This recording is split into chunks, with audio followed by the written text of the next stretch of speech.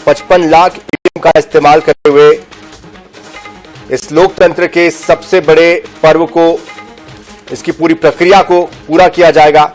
साथ ही उन्होंने बताया कि 18 साल से 29 साल के बीच के जो मतदाता हैं उनकी संख्या 2 करोड़ है। नए मतदाताओं की संख्या 1,82,82 लाख है और इस तरह से उन्होंने तमाम जानकारियां विस्तार से बताई है। तो लोकसभा चुनाव के लिए तारीखों का ऐलान हो चुका है। 7 चरणों में मतदान होना है। मध्य प्रदेश और छत्तीसगढ़ में 19 अप्रैल को मतदान होगा। साथ ही कुछ राज्यों में भी विधानसभा के चुनाव भी होने हैं और इसके बारे में भी उन्होंने बताया है। इसी बीच उन राज्यों में भी मतदान होना है विधानसभा का।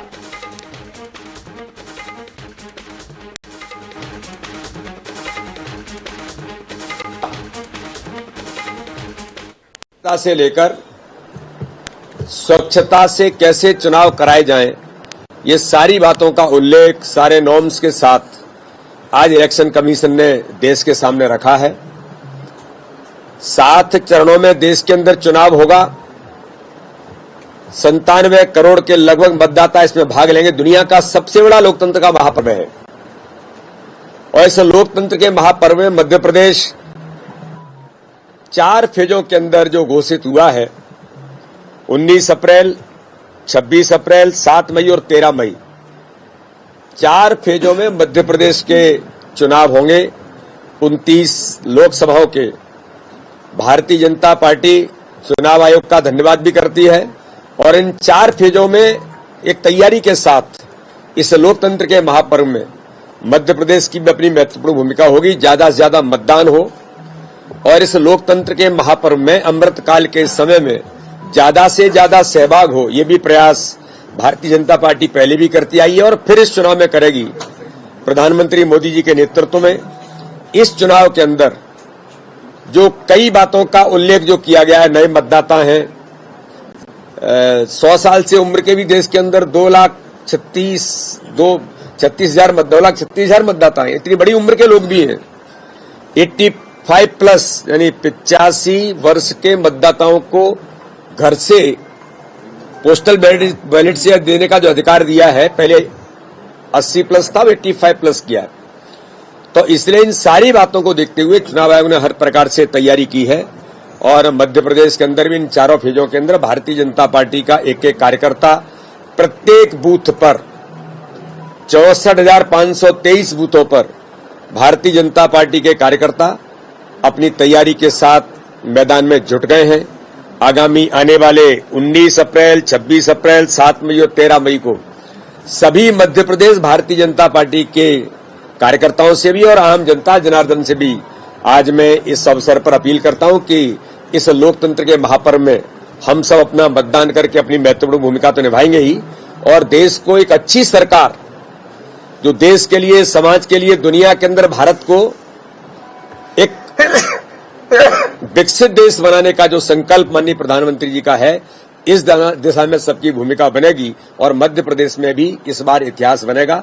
ज्यादा से ज्यादा मतदान भी होगा और भारतीय जनता पार्टी प्रत्येक बूथ पर चुनाव जीतने के संकल्प के साथ आज हम काम कर रहे हैं प्रधानमंत्री मोदी जी के नेतृत्व में और मुझे पूर्ण विश्वास है कि 29 की सीटें जीत करके इस बार मध्य प्रदेश के अंदर इतिहास बनेगा। ठीक है।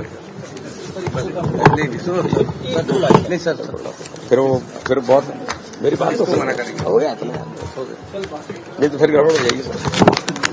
फिर तो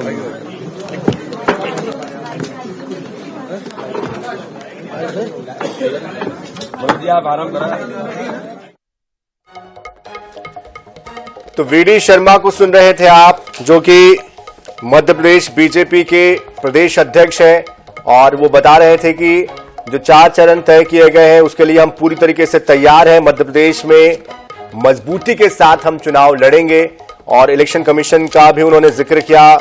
बताया कि इलेक्शन कमीशन ने जो डेटा बताया उसके अनुसार कई ऐसे भी मतदाता हैं जो कि बुजुर्ग हैं, उनकी भी संख्या बहुत ज्यादा है और इस बार मतदान बेहतर तरीके से होगा जिस तरह से इलेक्शन कमीशन ने तैयारी की है। तो उन्होंने इलेक्शन कमीशन के प्रेस कॉन्फ्रेंस का जिक्र किया, तारीखों का जिक्र किया और साथ ही साथ अपनी पार्टी की मजबूती के बारे में भी बताया। तो पत्रकारों से भी वो मुखातिब हो रहे हैं बारी बारी से। भोपाल से सीधी तस्वीरें आप देख पा रहे हैं। तो आचार संहिता भी लागू हो चुकी है। ऐसे में अब इलेक्शन कमीशन तमाम राजनीतिक दलों पर नजर बनाए हुए भी है। लेकिन आपको बता दें कि इस बार युवा मतदाताओं की संख्या भी बढ़ी है। 1,82,00,000 युवा मतदाता है जो कि अपने मताधिकार का प्रयोग करेंगे। वही 18 से 29 साल के जो वोटर्स हैं उनकी संख्या 21.5 लाख है। तो बुजुर्गों की संख्या भी बहुत ज्यादा बढ़ी है। पूरे देश भर में कुल वोटर्स की संख्या 97 करोड़ है। 10.5 लाख पोलिंग स्टेशन बनाए गए हैं। 55 लाख ईवीएम मशीन्स का इस्तेमाल होगा।